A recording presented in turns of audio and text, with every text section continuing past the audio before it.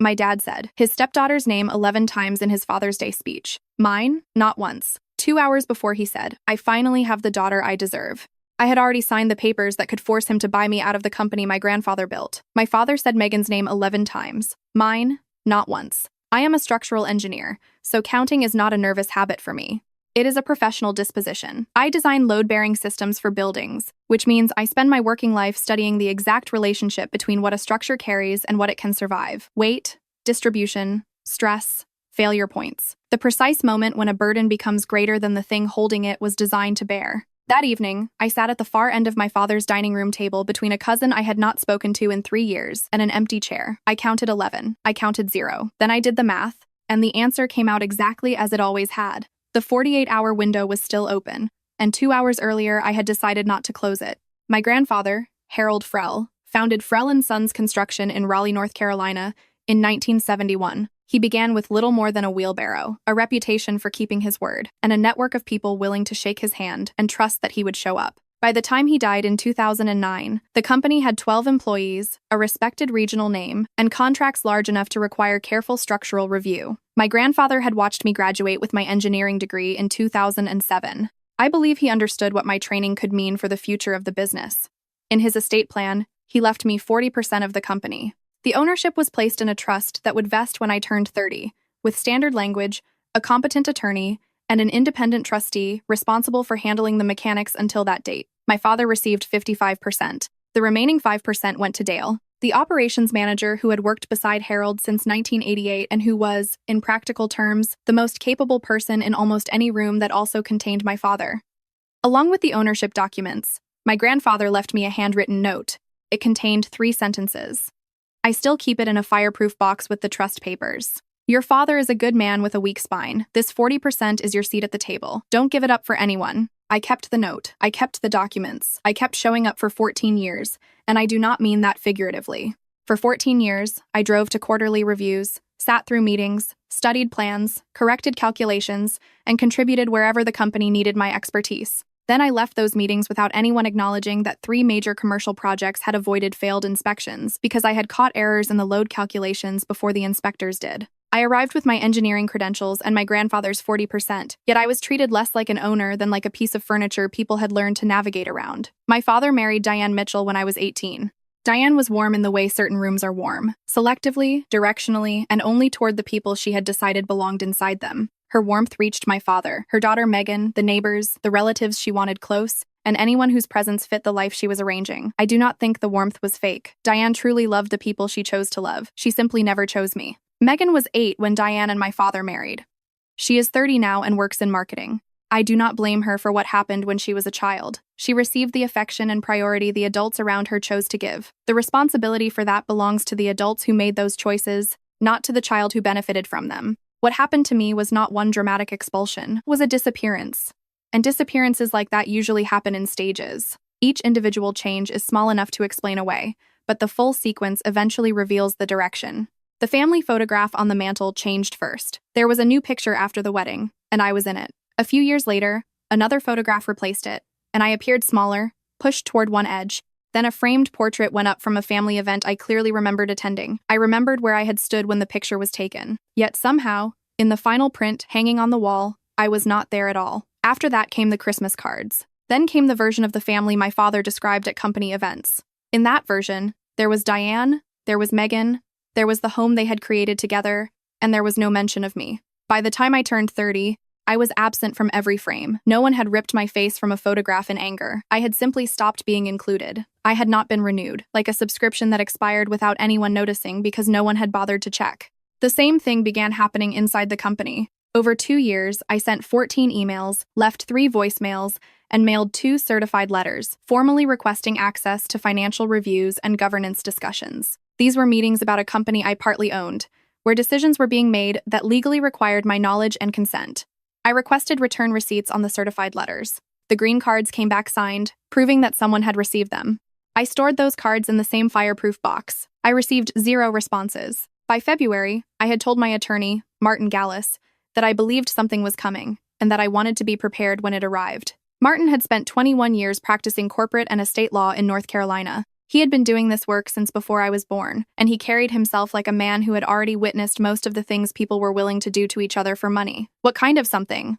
he asked. "The kind that requires a 48-hour window," I said. That week, Martin drafted voluntary relinquishment paperwork for my shares. He included Clause 7.3, which triggered a mandatory buyback at appraised fair market value if I relinquished my ownership. The current valuation of my interest was $320,000, and the company would have 90 days to comply. Martin told me the 48-hour hold would begin whenever I instructed him to start the clock. During that period, I could call him and cancel everything. If I did not call, he would file. I told him to begin the process on Thursday.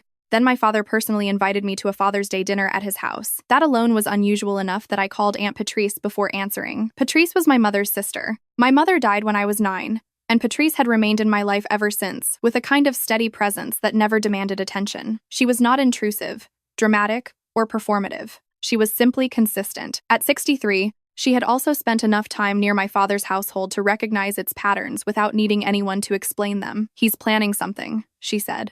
Then she added, "Diane hired a photographer, Francis, for a Father's Day family dinner. I told Patrice I would attend." On Saturday, the day before the dinner, I drove to my father's house to help prepare. No one had asked me to come early. I went because that was what I had always done. My mother taught me that care was something you demonstrated by showing up and helping, whether or not anyone formally invited you to do it. I carried folding chairs in from the garage. I hung a scripted Happy Father's Day banner that matched Diane's taste, not mine. I straightened the centerpieces and adjusted the place settings. Then I walked into the kitchen for a glass of water. On the counter beside the coffee maker stood a gold frame. Inside it was a blank certificate with no names filled in yet, but a small card had been tucked behind the glass. It read, "Certificate of Adoption, State of North Carolina." I stood there for approximately 30 seconds. I did not cry. I did not confront anyone. I picked up my keys and drove directly to Martin's office. "Start the clock," I said. "Thursday, as scheduled," he replied. 48-hour hold. "If you call me before Sunday at 2:14 p.m., I shred everything. If I don't hear from you, I file Monday at 9. I told him to prepare the final papers and said I would sign them that evening. I did. Then, the next morning, I returned to my father's house to finish helping with the centerpieces. I went back because that was still the kind of person I was, but also because I had made a decision. The dinner would unfold exactly as my father and Diane had planned it. I would be there for every moment. I would not interrupt them. I would not warn them. I would let my father finish.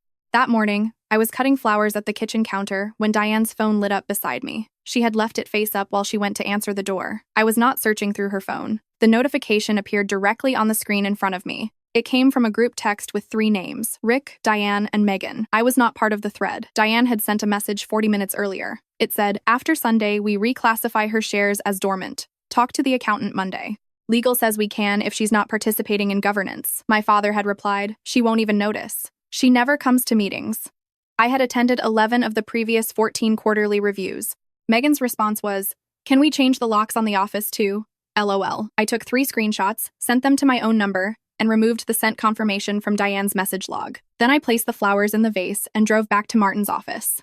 "They're planning to reclassify my shares as dormant," I told him. "They're claiming I have not participated in governance, even though they have ignored my certified letters for 2 years." Martin studied the screenshots. "So they created the exclusion," he said, then built their argument around that exclusion and documented the plan in a text thread. I confirmed that was exactly what they had done. He looked at me over his glasses and said, "Francis, this is the cleanest corporate misconduct case I've seen in 11 years. I told him I did not want a corporate misconduct lawsuit. I wanted the voluntary relinquishment to proceed. Clean, legal, final. Martin agreed to file it Monday and said the screenshots would remain as insurance. I went home, set out my good dress for Sunday, and did not call him to stop the clock. Sunday arrived with the unmistakable feeling of a day that had been carefully staged. By 5 o'clock, the table had been set with good china and candles Diane had purchased from a boutique in Chapel Hill. Every detail communicated the same message. This evening matters. We are about to mark something important. I arrived at 6.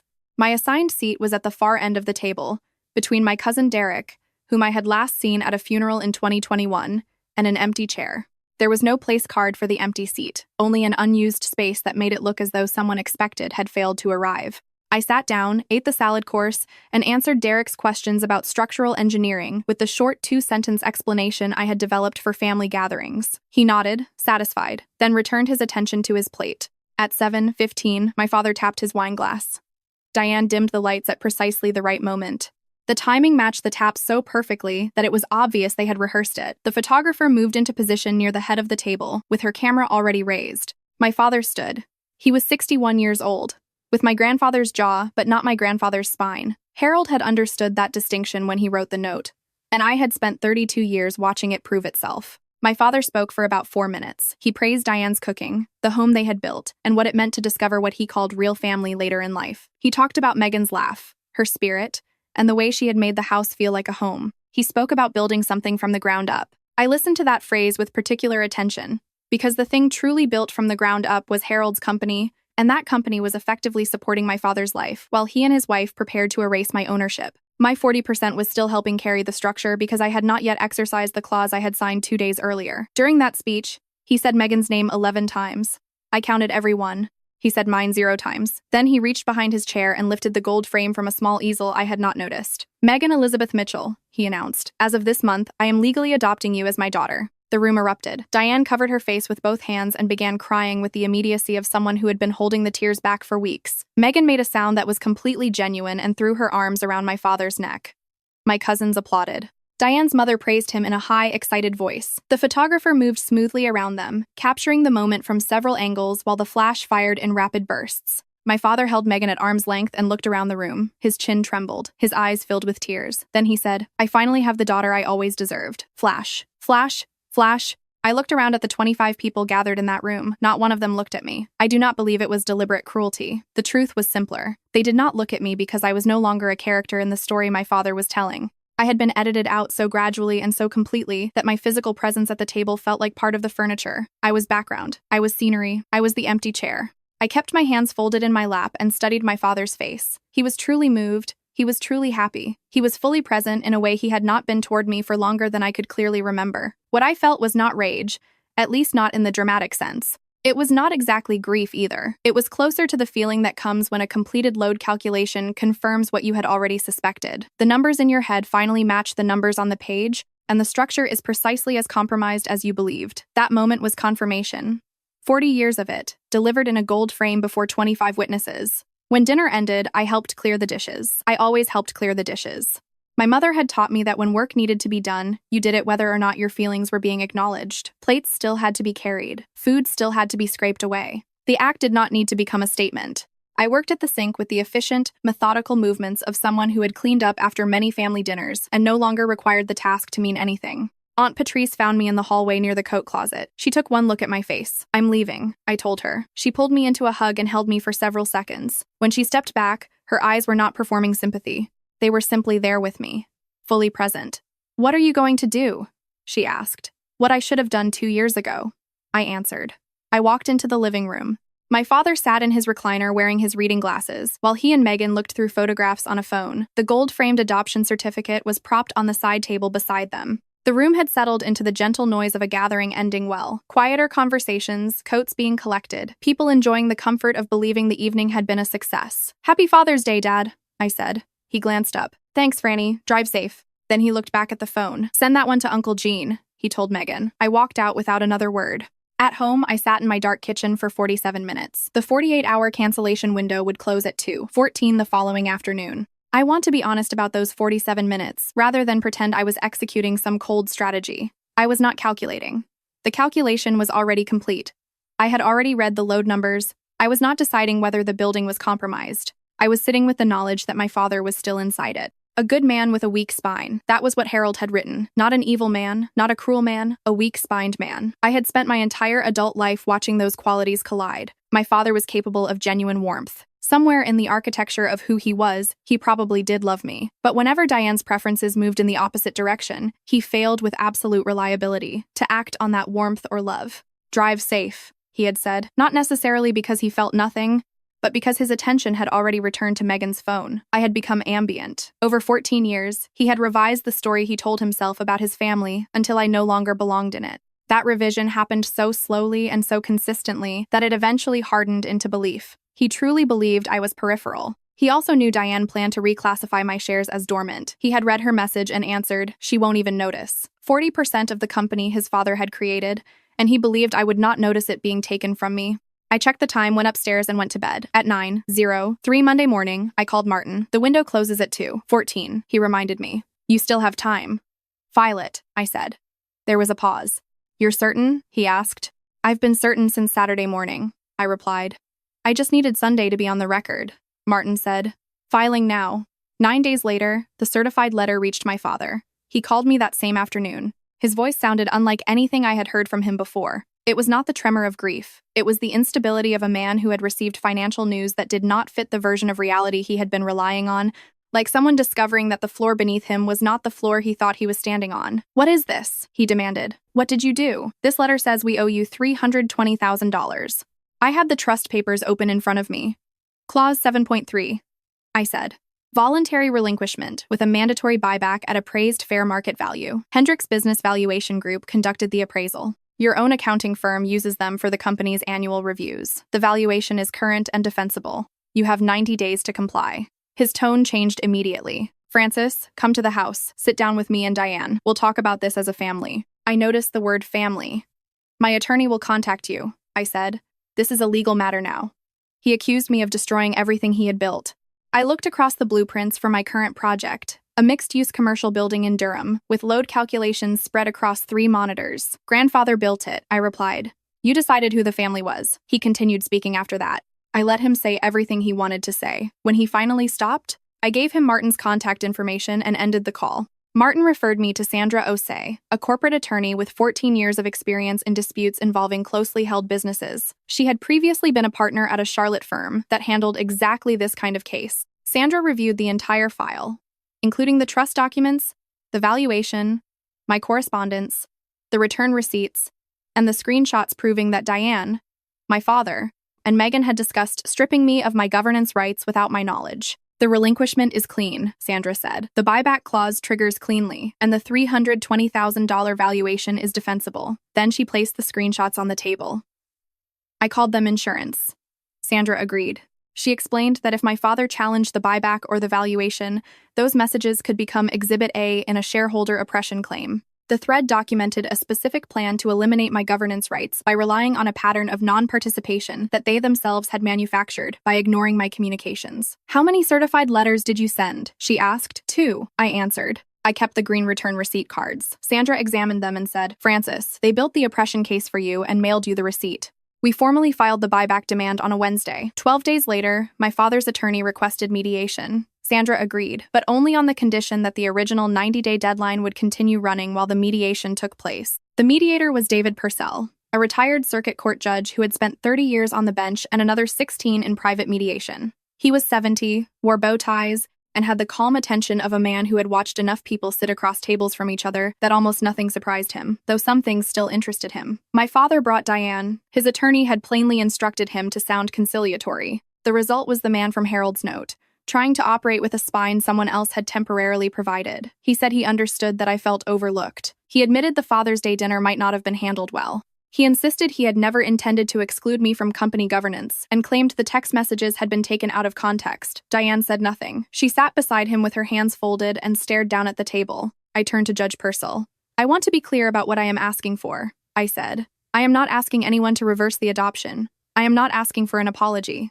I am asking for the $320,000 my grandfather's trust entitles me to receive upon relinquishment based on the value the company reached under a management structure my work helped support for 14 years. That is all. Judge Purcell looked at my father. Mr. Frell, he said, in my experience, the simplest resolution is usually also the fastest. You have received the appraisal. The firm that prepared it is used by your own accounting company. Do you dispute the number? My father looked at Diane. That single glance told me everything Harold had understood when he wrote his note. The direction of the look, the way my father's answer remained suspended until she gave him some signal, and the weight he placed on her reaction exposed the same weak spine I had been observing all my life. Finally, he said, No, we don't dispute the number. The settlement was finalized at $320,000, payable in full within 60 days, and secured by a personal guarantee against the company's assets. Martin called me when the wire transfer cleared.